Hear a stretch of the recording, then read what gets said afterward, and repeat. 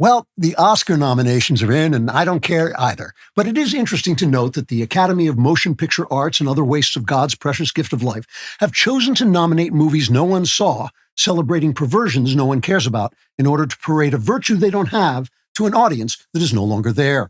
In doing this, Hollywood is sending a message to the people formerly known as moviegoers. And the message is this, and I quote, "Screw you. We hate you. Come and see our movies. Die, you scum.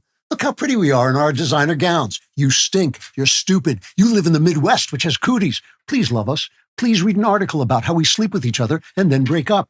We hate you. We hate you. We hate you. Pay attention to us. Look, I'm wearing a dress even though I'm a boy. Don't I disgust you? Why don't you love me?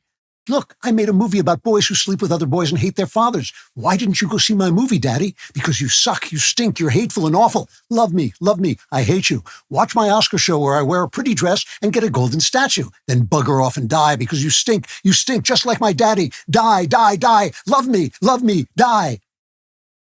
Unquote. Don't blame me. That's the message from Hollywood. I'm just reading it out loud.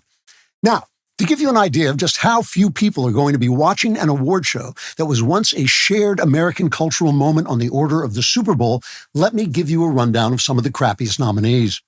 There's The Brutalist, a 3.5-hour movie about an architect named Laszlo Toth, which is also the name of the Hungarian madman who in 1972 attacked Michelangelo's Pietà with a hammer because he thought he was God and should therefore be able to destroy everything that humans find holy and beautiful, kind of like Disney with the Star Wars franchise.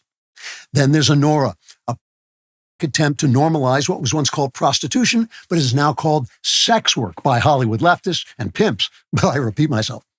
And of course, there's Amelia Perez, a musical about a transsexual drug lord that got a 22 audience rating on Rotten Tomatoes. That's not a percentage, that's the actual number of people who made up the audience for Amelia Perez. Now, some of you may be thinking, oh, Klavan, don't pick on Hollywood. After all, the people there just had everything they own consumed by a conflagration that is the merest hint of what eternity is going to look like for them if they keep making movies glorifying prostitution, perversion, and brutalist architecture.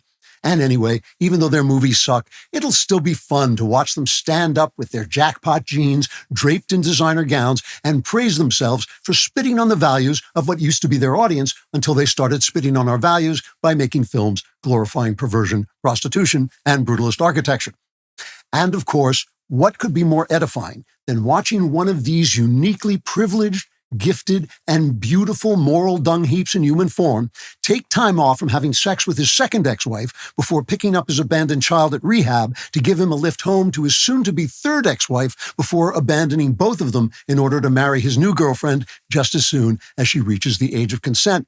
I say, what could be more edifying than watching such a person win a now meaningless trophy for a morally repugnant movie no one saw, and then stand up and give a speech lecturing us on what moral choices we should make if we want to win his approval.